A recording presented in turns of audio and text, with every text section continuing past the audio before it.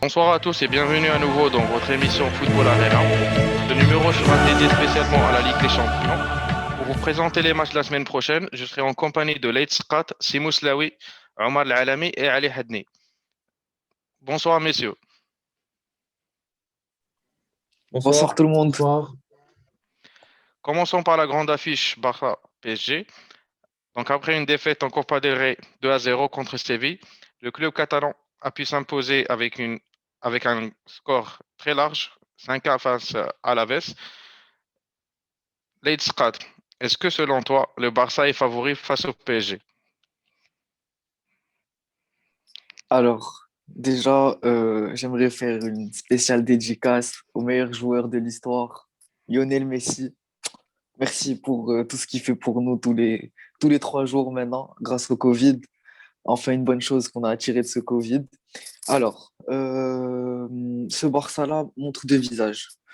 Déjà, on a le premier visage d'une équipe qui est très offensive, une équipe qui peut faire mal à n'importe quel moment, comme on a pu le voir ce soir avec Dembélé, Messi, Trincao, Griezmann, ça peut venir de n'importe quel côté. Maintenant, on a un déséquilibre et c'est un déséquilibre qui est très profond, qui date de plusieurs années. Ça, c'est un problème de planification sportive. On n'a pas de défense et malheureusement, c'est la limite du Barça. Dès qu'on passe des équipes avec un certain cap, comme Séville, l'équipe n'y arrive pas et c'est ce qui me fait peur, moi, dans cette double confrontation contre le Paris Saint-Germain.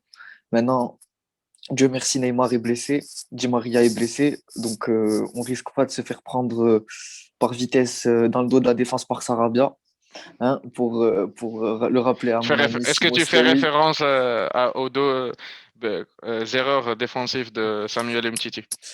Oui, Umtiti qui a encore aujourd'hui fait une erreur, hein, comme on a pu le voir sur l'unique but d'Alaves. Donc, à la place d'attaquer l'attaquant, il est resté en train de reculer. Je sais pas, il voulait arriver où en reculant comme ça. Hmm. À un moment, il faut attaquer l'attaquant, donc il sait pas quand est-ce qu'il faut attaquer, il sait pas quand est-ce qu'il faut reculer. Malheureusement, Est-ce que tu penses qu'il a une chance d'être titularisé face au PSG?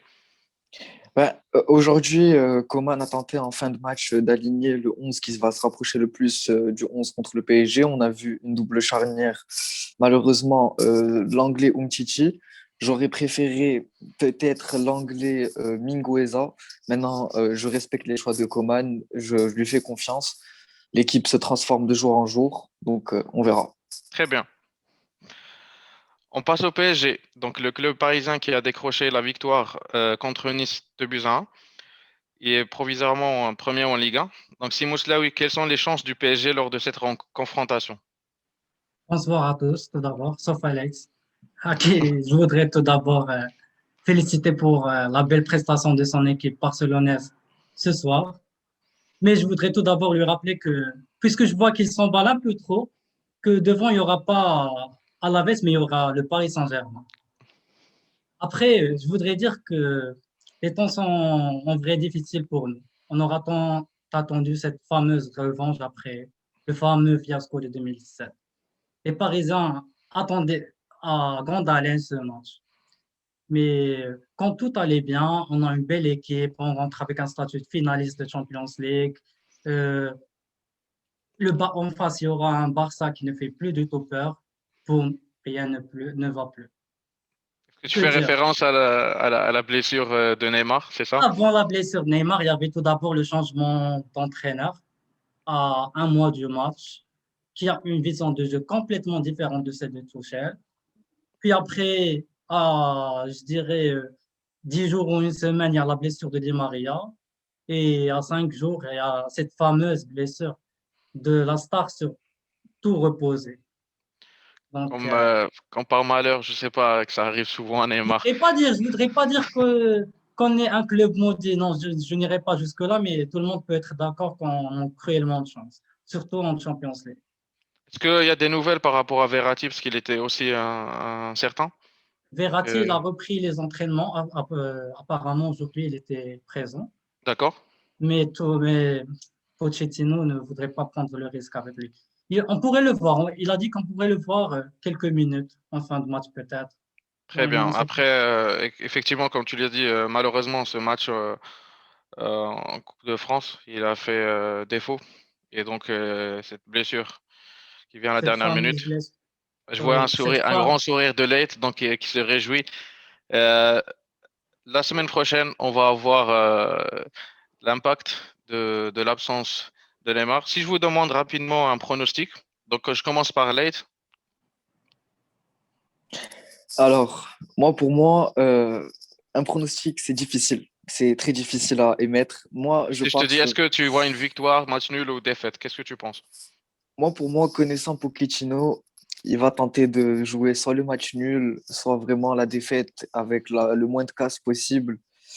Donc, tout dépendra du Barça et surtout, tout dépendra de la défense du PSG. Mais pour moi, je dirais une victoire avec un but d'avance du Barça. Donc, D'accord, sûrement un très bien. 2-1 peut-être.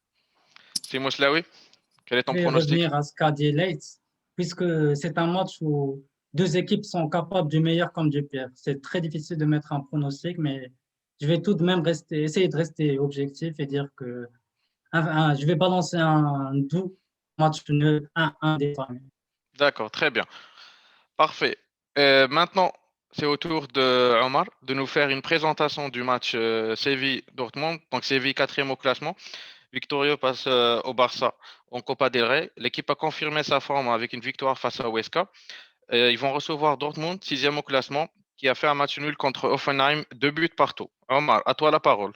Ah oui, bonjour. Alors, Séville Dortmund, en fait, ça va être pour moi l'affiche X de ces huitièmes de finale de Champions League, c'est-à-dire que ce sera très très dur de savoir qui gagnera entre les deux.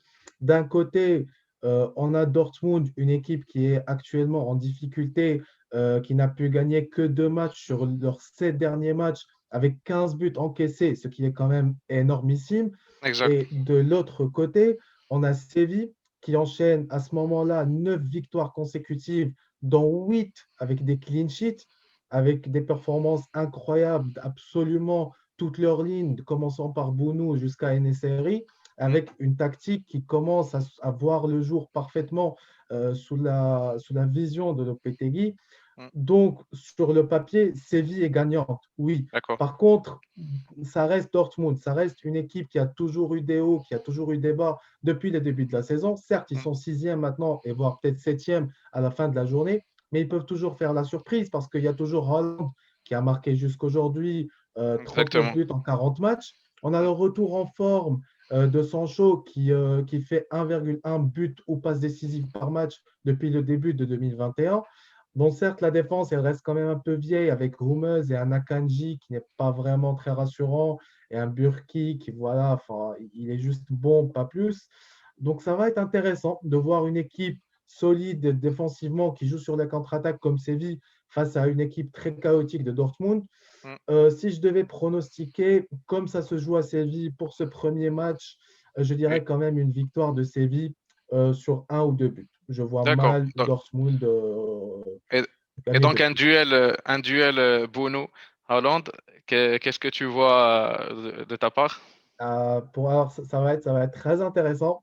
Je pense que Bruno s'inclinera au moins une fois. Haaland Ok, reste quand même, à mon avis, le donc meilleur buteur actuellement c'est vrai, oui. derrière Lewandowski. Effectivement, oui. Si l'occasion se présente, bien sûr, vu la défense sévillane, je pense que Exactement. peut-être il s'inclinera au Je vois moins une quelle est fois. la charnière centrale de CB, ils ont Ils un ont un très boulot à faire. grand, exactement, Ouais, un très grand travail. ouais. Euh, Parfait. Donc maintenant, je donne la parole à Ali Hadnid pour nous parler du match Porto-Juventus. Donc le club italien qui s'est incliné 1-0 face à Napoli en championnat. Porto était en train de jouer son match, donc il y avait 2 partout à ma connaissance face à Boavista. Comment tu vois ce déplacement de la Juventus? Allez, Buonasera a tutti.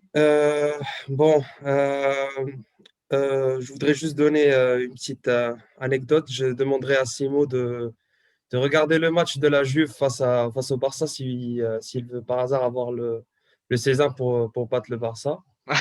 Bon, blague à part, déplacement classique, très classique en Ligue des Champions. Peut-être que ce n'est pas la meilleure affiche, mais c'est une affiche piège à mon avis. mm, Parce que entre les résultats en dents de scie de la Juve, entre le match à domicile à Porto au Stade de Dragao, Exact. qui a toujours été un déplacement difficile pour les équipes européennes. Donc, je pense que la Juve a vraiment du pain sur la planche. Mm. Entre aussi les blessures, parce qu'il y a quand même des cadors qui vont manquer. On parle notamment de Cuadrado qui est sorti tout à l'heure sur blessure et qui va Oui, j'ai sûrement vu rater ça. le déplacement. Mm. On parle aussi de Dybala qui n'est pas encore remis de sa blessure, d'Arthur, de McKennie qui a un problème à la hanche qui vraisemblablement va se faire opérer et va manquer, je pense, le reste de la saison. Lui qui D'accord. était l'homme fort du mercato de la Juve. Mm. Donc, à part Est-ce que, le- ça, est-ce que tu penses que l'équipe pourra toujours compter sur la présence de son buteur, Cristiano, donc qui connaît bien bien sûr, les, les bien clubs sûr, portugais? Cristiano a toujours démontré que c'était Monsieur Champions League. Il a toujours montré qu'il pouvait porter son équipe, que ce soit lors de son passage au Real de Madrid, mais aussi lors de son passage actuel à la Juve, il a toujours eu cette envie de porter son équipe sur le dos. On l'a vu notamment dans le match, la double confrontation contre l'Atlético lors des saisons précédentes, mais aussi contre Lyon, Exactement. malgré Donc, l'élimination. selon toi, si je te demande, comme les autres, un pronostic pour le match, tu vois Ça va être plutôt. serré, mais je dirais une victoire très courte avec un but d'écart en attendant de Parfait. jouer le retour. Très bien. Donc, je reviens vers Omar pour nous présenter le dernier match qui va opposer Leipzig à Liverpool. Le club allemand qui a décroché la victoire 2-1 face à Augsbourg. À l'opposé, Liverpool qui a perdu son troisième match de suite en championnat. Je ne sais pas qu'est-ce qu'on peut dire, qu'est-ce qui arrive aux Reds cette saison face à Leicester City. Donc, Omar, à toi la parole. Ah oui, pardon. Donc, Leipzig-Liverpool, il y a peut-être 6 mois de là, on dit Liverpool à 100%. Là, les tables sont totalement tournées et ce ne sera absolument pas la même chose qu'il y a 6 mois. Pourquoi? Alors, déjà, la forme actuelle des équipes. Donc, on a Liverpool qui enchaîne sa troisième défaite d'affilée et avec le style, parce que quand on voit le match contre Leicester, ils encaissent quand même 3 buts Oui, en sachant seulement qu'il menait au score 1-0, c'est bien ça. oui, exactement, ils menaient au score et ils menaient au jeu surtout. Donc, Mm. ils se font prendre une énième fois sur leur haute ligne défensive qui ne devrait par ailleurs plus jouer vu qu'ils n'ont plus de joueurs en J'ai- défense. J'aimerais rebondir sur ce que tu viens de dire. Donc, est-ce qu'on peut vraiment parler de ligne défensive, sachant qu'ils ont eu beaucoup de blessures? Et quand on voyait les matchs, on voyait parfois Fabinho, Anderson qui sont alignés en défenseur central, donc à l'absence de Van Dijk et Matip. Est-ce que Liverpool a toujours des défenseurs? Alors, non, non, en l'état, non. Ils ont acheté Réponse claire. Ozan Kabak, comme on l'a pu voir sur le but d'Alisson, c'est Oui, pas il encore a fait top. beaucoup d'erreurs, exactement. Mais tactiquement, en fait, ce que faisait la force de Liverpool avant du gegenpressing et de la ligne haute défensive ne le fait plus tout simplement parce qu'il n'y a plus de joueurs. Il y Mm, a énormément de blessés et notamment cette année, en fait, et ça c'est intéressant de le dire, c'est que Liverpool performe exactement à leur niveau. C'est-à-dire que cette année, en termes de expected goals difference et en termes de expected points, c'est absolument la même chose que l'année dernière. C'est mm. juste que cette année, que l'année dernière, ils étaient beaucoup plus efficaces et qu'ils avaient un Alisson en forme. Cette année, leur buteur reste bien, mais reste dans le niveau normal des choses. Et donc, à ce moment-là, en fait, ils sont en train de performer à leur niveau habituel. Bon, Mm, les blessures ne les aident pas, malheureusement. Et de mm. l'autre côté, en fait, ils vont faire face à une équipe de Leipzig qui est très, très en forme, qui sont deuxième au classement avec 6 points sur le troisième et à seulement 6 points par ailleurs du Bayern Munich, qui ont été premiers pendant un long moment cette année en Bundesliga, qui enchaînent leur quatrième victoire consécutive et qui semblent enfin, très, très rodés, on va dire, avec Et le qui jeu sont très, de… c'est une équipe qui est très rapide et qui joue très Oui, bien les contres. Donc, exactement. selon Donc, toi, est-ce c'est ça. que l'état actuel de la défense, comme on l'a dit tout à l'heure de Liverpool, va leur permettre de faire face à l'attaque fulgurante de Leipzig? Ah, absolument pas, absolument pas, pour deux Mm, raisons. La première est que les joueurs de Leipzig sont extrêmement talentueux. Ils sont rapides, ils sont capables de faire la différence en 1 contre 1. Et actuellement, la défense n'est pas capable de faire ça. Mais le deuxième point, c'est que Leipzig reste tactiquement très, très fort. C'est-à-dire que Nagelsmann, il est capable de changer sa tactique en fonction de l'adversaire, de jouer ces transitions rapides entre le milieu. Et ça aussi, ça va être un point déterminant parce que le milieu de Liverpool non plus n'est pas au top ces jours-là. Donc, ça va être extrêmement difficile pour Liverpool de rester sur le plan défensif avec Leipzig. Par contre, de l'autre côté, c'est applicable pour Leipzig aussi, c'est-à-dire que leur défense n'est pas magnifique non plus. Ils ont déjà démontré des certaines limitations face au Paris Saint-Germain l'année dernière. Et donc, c'est totalement possible de voir une équipe de Leipzig qui peut perdre face à Liverpool, qui peuvent avoir le trac, qui n'ont pas forcément l'habitude de la grande scène européenne. Donc, à mon avis, ça va vraiment se jouer sur le mental de Leipzig et non pas de Liverpool. Liverpool n'ont pas les moyens sportifs à ce moment-là de faire face à l'équipe de Leipzig. Mais si Leipzig peuvent se mettre dans le match, ils peuvent faire très très mal à Liverpool. Très bien. Donc, en parlant de mental, je voudrais quand même souligner la signature de Upamecano qui a été bouclée avec le Bayern de Munich. Donc, selon toi, est-ce que le fait qu'on annonce la signature d'un joueur à ce temps-ci, est-ce que ça permet de rester toujours concentré pour des grands matchs comme celui-ci en Ligue des Champions? Est-ce que ça va être plutôt une bonne chose ou une mauvaise chose pour Leipzig surtout, Je concernant pense, Upamecano? je pense que ça ne changera rien. Pourquoi? D'accord, Parce ok. que le Bayern, c'est une équipe qui a toujours respecté quand même ses L'éthique adversaires en Bundesliga. Et s'ils ont annoncé ça, c'est qu'ils ont eu l'accord et du joueur et de et du Leipzig. club. À ce D'accord, moment-là, très bien. Upamecano restera très professionnel à mon avis. Parfait. Et donc, Ex- Excuse-moi, Simo. Oui, tu voudrais Est-ce que intervenir? oui, oui, juste un mot par rapport à ça. Yes, Euh, dis-moi. En fait, ça me dérange qu'on dise comme quoi le Bayern respecte les autres clubs, parce que quand même, on se rend pas compte de la chose, mais le Bayern se sert des équipes de la Bundesliga comme si c'était leur centre de formation géant. C'est-à-dire que dès qu'un joueur perce un minimum, le Bayern le prend à un prix bradé. Là, ils vont prendre Upamecano, on se rend pas compte, à 50 millions d'euros, je crois. Alors que Upamecano, sa valeur marchande, elle est à, je pense, 100 millions d'euros. Donc, à un Euh, moment, il faut arrêter. Faut arrêter avec le Bayern. Faut tu arrêter. veux parler d'un braquage, c'est bien ça? Mais bien sûr, On notera le point. On il notera signe le des point. joueurs hors mercato. Il signe des joueurs hors mercato. Je veux bien qu'il y ait des accords, mais le mercato, il est là pourquoi? Sinon, c'est ridicule. Effectivement, c'est que comme a signalé Eh, Omar aussi, que je excuse-moi, pense qu'il y avait excuse-moi, le... Simon. J'ai aussi une petite intervention pour répondre à l'aide. C'est que Vas-y, moi, je allez. pense que c'est plus une question de politique en Allemagne parce que on sait tous que le Bayern, c'est la seule équipe actuellement qui peut rivaliser avec les grands cadres européens et représenter l'Allemagne dignement dans la Champions League. Mm, Donc, à un moment donné, les équipes de Bundesliga comme Leipzig, oui, ils peuvent faire de bons parcours, mais au maximum, c'est les demi-finales et pour une seule saison. Par contre, très le bien. Bayern, c'est la seule équipe qui peut avoir une continuité, arriver à des finales successives. Donc, le fait d'utiliser les équipes de Bundesliga comme vivier pour talent, ben, c'est un peu. C'est parce que un peu le Bayern, c'est un peu la vitrine de l'Allemagne en Europe. Tu vois, donc les Ça, c'est équipes, vrai, oui. les équipes de Bundesliga, ils ont compris ça. Et ils se disent que vaut mieux vendre, par exemple, un joueur vedette du Bayern, de leur équipe au Bayern, et qu'ils restent en Bundesliga, mais même s'ils risquent de leur foutre une raclée lors des prochaines journées, plutôt que de le vendre, par exemple, en Première Ligue, parce qu'ils savent que le Bayern, ben, ça rapporte forcément de droits TV, ça donne plus de sponsors pour la Ligue. Et ça, c'est en leur faveur, tu vois. Exactement. Donc, Donc, encore une fois, on met en péril le côté sportif du football en faveur du côté purement commercial de la chose. Parce que, donc, à ce moment-là, c'est plus la Bundesliga, c'est le centre de formation du Bayern est fini. Ben, Il y a plus de championnat. c'est la les, nouvelle. les amis, je serai malheureusement obligé de vous demander peut-être de reporter ce point à un prochain numéro et je nommerai notre ami Walid Chmiro. Donc, de préparer ses réponses par rapport aux différents points que vous avez évoqués. Ceci dit, notre numéro touche à sa fin.